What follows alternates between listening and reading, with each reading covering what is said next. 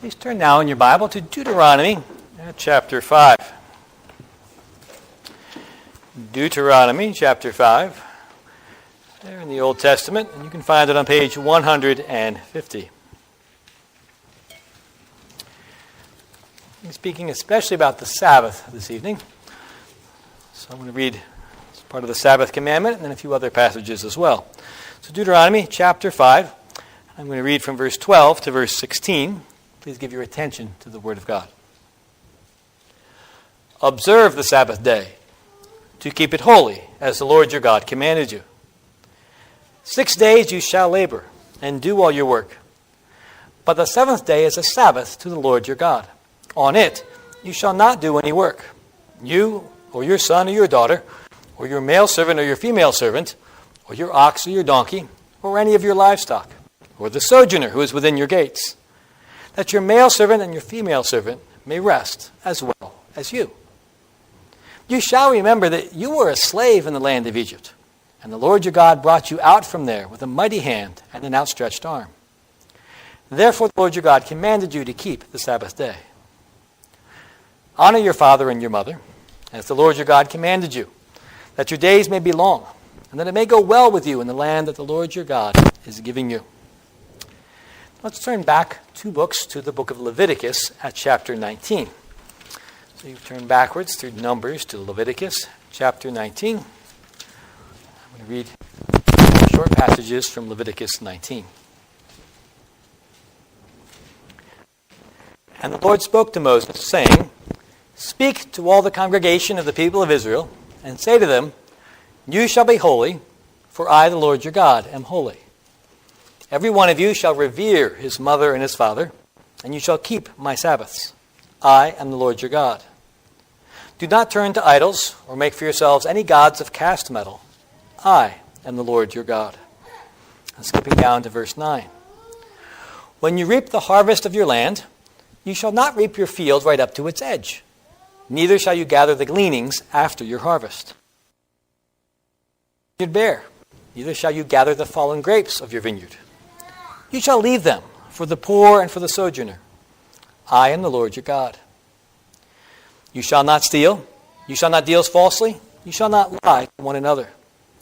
You shall not swear by my name falsely, and so profane the name of your God. I am the Lord. You shall not oppress your neighbor or rob him. The wages of a hired servant shall not remain with you all night until the morning. And one more passage in chapter 23, verses 1 to 3.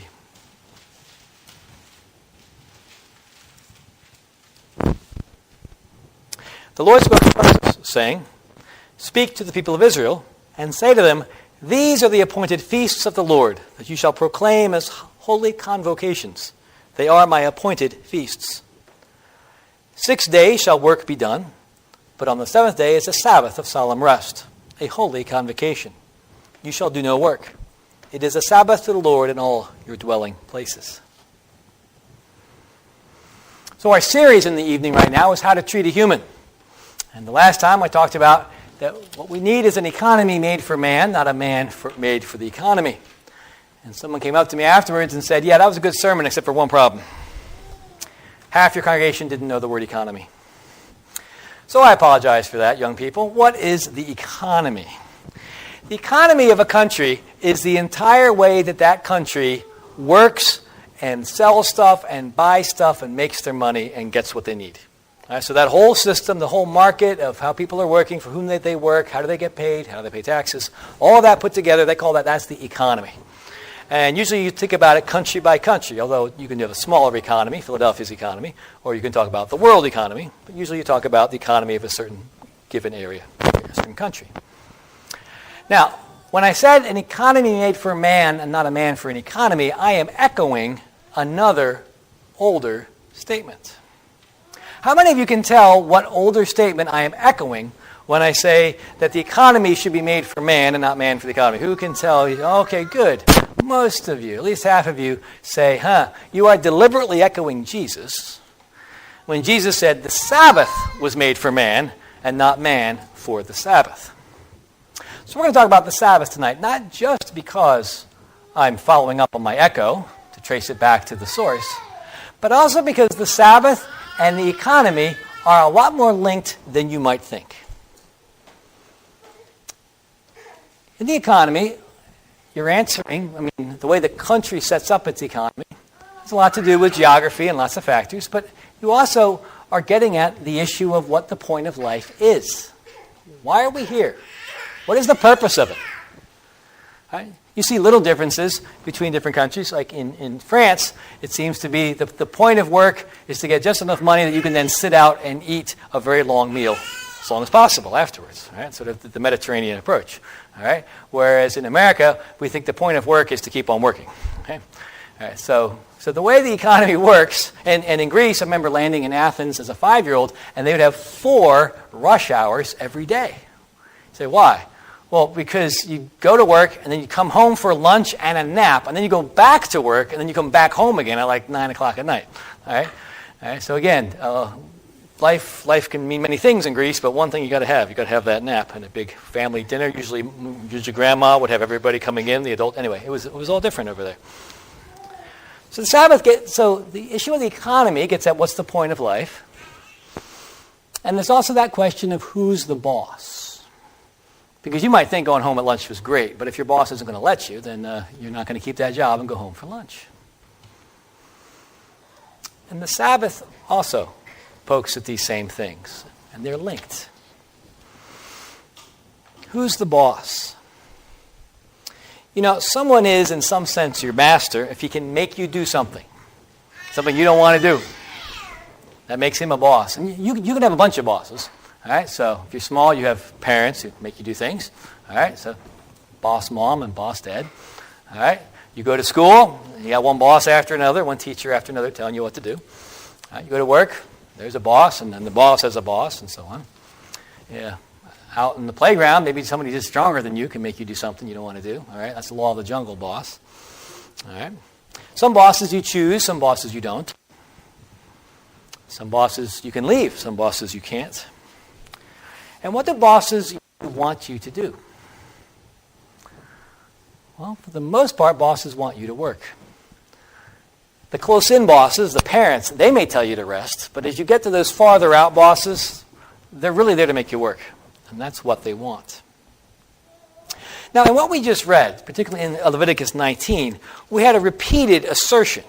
I am the Lord your God.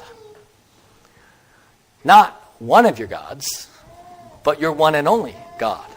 And to be our God makes him many things to us. But one thing it means is he's asserting that he is top boss. He's the boss before whom all the other bosses are supposed to fall silent. If they don't fall silent, his is the voice to which we are to listen. His voice should be the one that carries weight with us. Turns out the word in Hebrew for weight, for glory, is actually weighty. Right? The glorious one is the weighty one. Doesn't mean the heaviest one, but the one who could say carries gravity. All right? That's glory.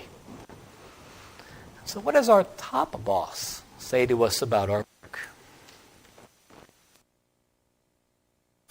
It says, you will rest every seventh day.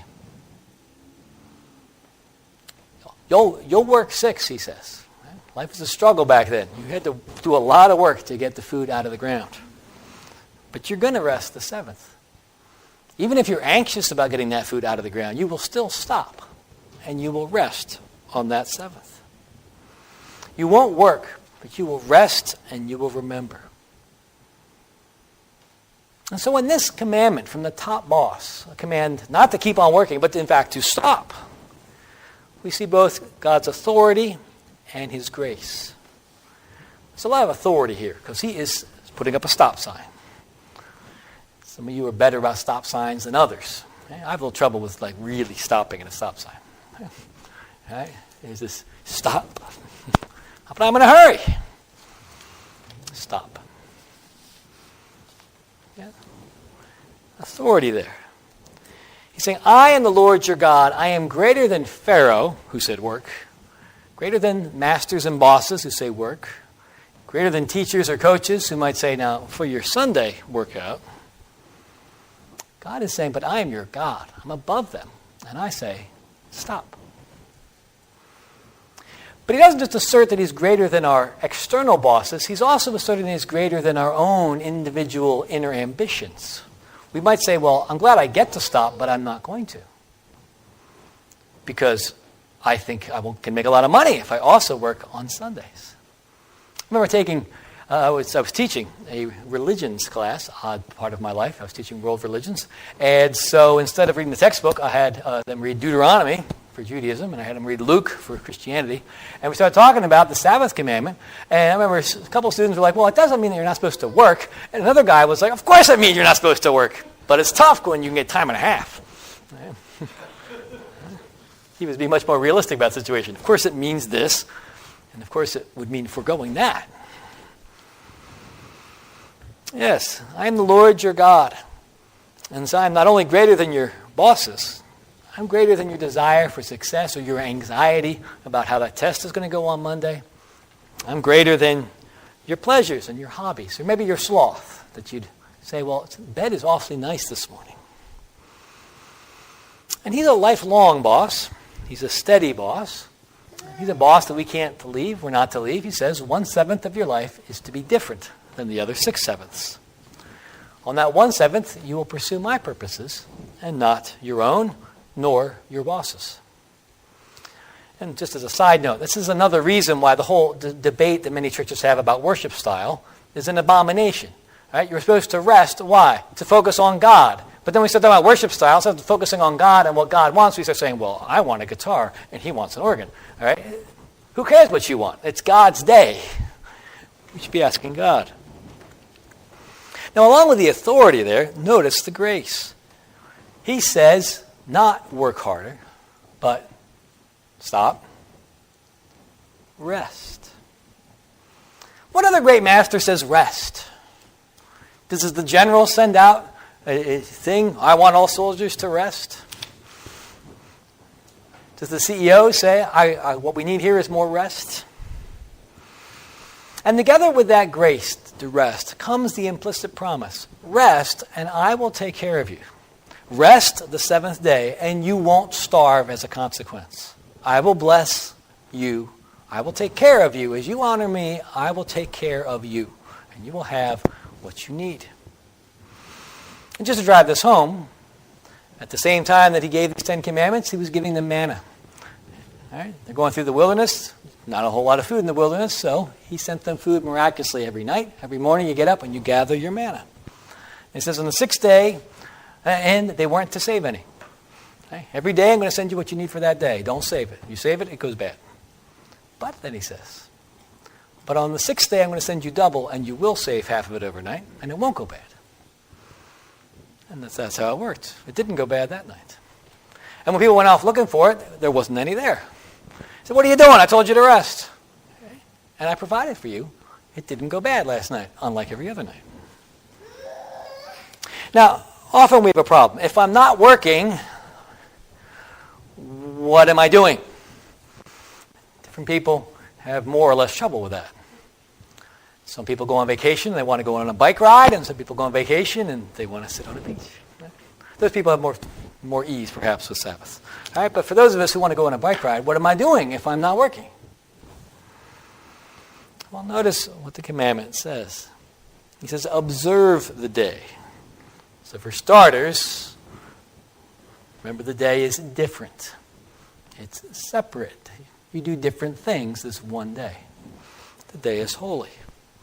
We have a children's book at home. Sundays are for God. It's a good little book. I like it. Sundays are for God. Now you say, okay, thank you, but what do I do? You rest from your ordinary work. Now Jesus healed on the Sabbath. And so yes, certain things are necessary and or merciful to be done on the Sabbath. The hospital needs to be staffed. The police have to be there to clean up after car crashes. And the firefighters after a fire. And then when people are hurt and they take them to the hospital, they've got to have the people in the hospital as well. And when he says the Sabbath is made for man and not man for the Sabbath, we know it's not to be torturous. We can go on eating our food. We can go on cooking our food. That does not forbid that we light our stoves. It's a mini holiday. But it's a God-centered mini holiday. So what are we to do? You might notice there in Leviticus 23, He says it's a Sabbath of solemn rest, a holy convocation. Now, there is a word you don't use very often. When's the last time you used the word convocation? Yeah, never. All right. So what is a convocation? Convocation is an assembly of people. Right? It's gathering together. It's a big meeting. And has that sense of coming together for something solemn and important. It's not just gathering at the bar to watch the football game. It's more important than that. So he says a Sabbath is a holy convocation. If you don't know when the synagogue started, looks like he's calling for it right from the get-go here. Right? We're all going up to the temple every Sabbath. So what do? Well, you gather as God's people, and you remember that you were a slave in Egypt. And God called you out. And God didn't call each Israelite out to go zooming off on his own trajectory to go to his individual promised land. He called the whole group of them out to come out as a group and then to go into a new land as a group and to live in that new land as a country, as his people, with their own economy, and so on. All together. Not people shooting off like shooting stars here and there everywhere. You remember that you were a slave in Egypt. That's a plural you. Y'all were slaves in Egypt. And the Lord brought y'all out. And you all go together. And so you come together in the Holy Convocation to reflect on that. And to listen for the voice of the top boss, who speaks a better, more gracious word than all those other bosses. You come out to remember that the Lord is the Creator who made us in His image. And He presents to us His work of creation. 6 days of work, 1 day of rest. And He says, there's your pattern. You're made in my image. You are to reflect how I operated. You operate that way.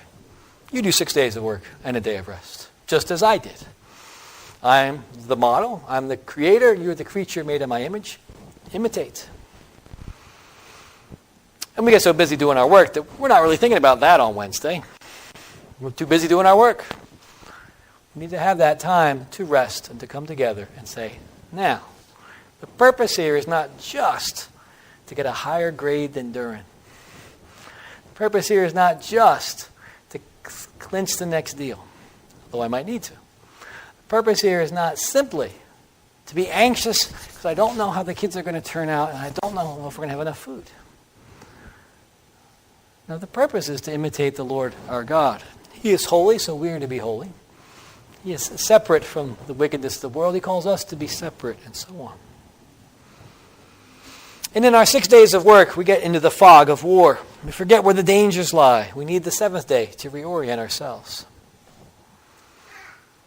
And it says in Hebrews, there remains a Sabbath rest for the people of God. He's not in that place actually directly referring to the Sabbath. He's talking about when the Israelites were in the wilderness, they were not yet in the promised land. They were looking forward to the rest of being in their own land and having their own places to live. And so he says that there remains a Sabbath rest to the people of God. Yes, there remains the Lord returning. And then we no longer struggle against sin when He has set all things right. There remains that Sabbath rest. Now, what sustained the Israelites in the wilderness as they were not yet at their Sabbath rest? That was years in advance. Well, every Sabbath they would rest. And so we need that Sabbath rest now, the seventh day, so that we can go on and continue on our journey. In other words, the Sabbath is a way station. It's a time to check in with your platoon. Because we don't journey alone. And the journey is long. We go on through the course of our life, but God is merciful. So we don't go on without stopping. So what do?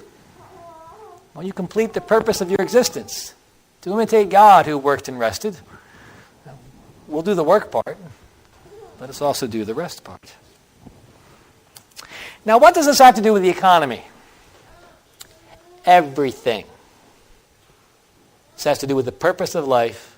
This has to do with the economy.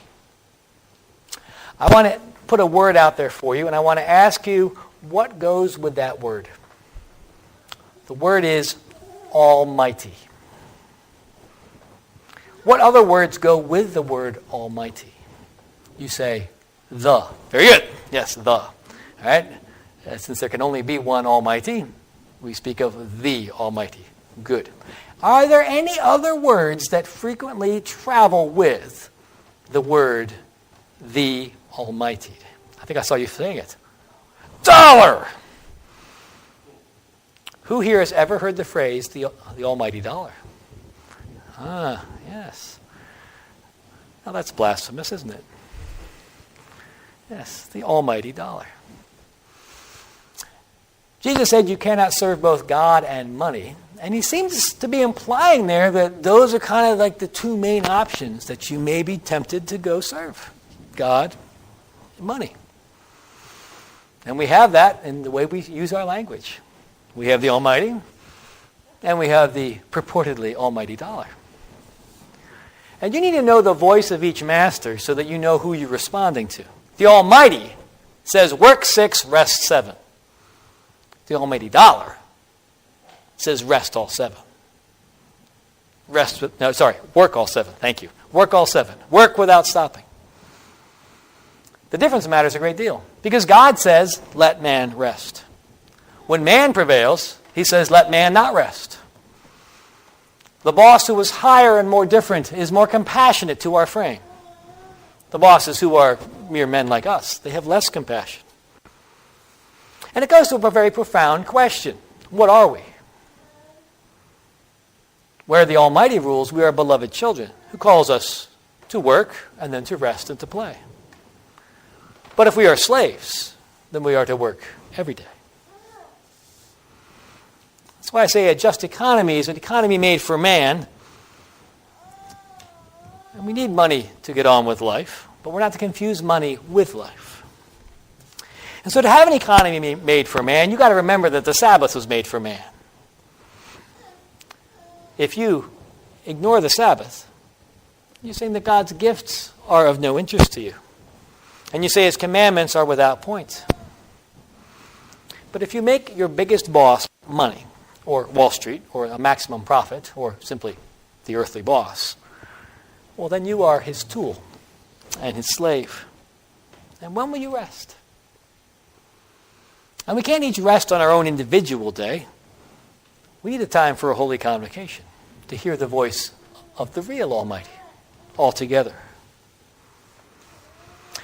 And so I tell you, the church is not just for white-collar workers in a formerly Christian society, which has set it up so that the white-collar workers only work Monday to Friday, and then it's easy for us to get to church. Yeah, the church is also for the blue-collar worker and the pink-collar worker. So don't bring Dunkin' Donuts coffee in here on a Sunday. If you want to bring it in here on a Saturday, that's fine. But I don't see any Dunkin' Donuts or Wawa or anybody else's coffee coming in here on a Sunday. Because what you do is say, Jesus wanted to liberate that poor worker, but I countermanded that order because I needed someone to brew my coffee. You can brew your own coffee.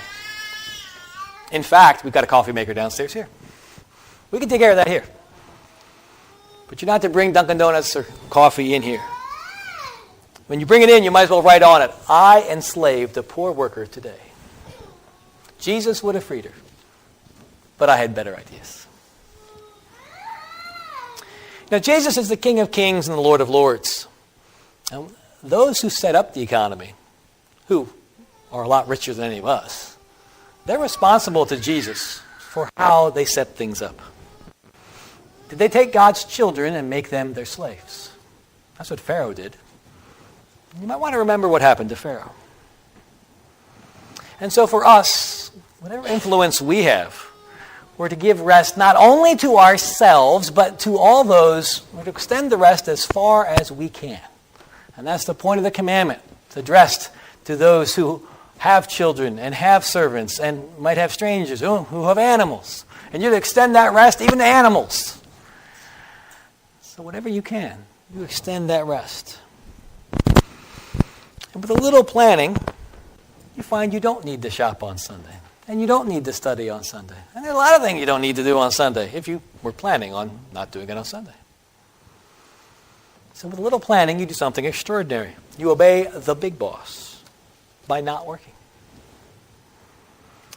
Again, the almighty dollar makes slaves. The almighty adopts children. And children draw near. to their father. And children have rest. As long as we have no Sabbath, we don't have an economy made for man. To have an economy made for man, you can begin with this one bright red line. The Sabbath was made for man.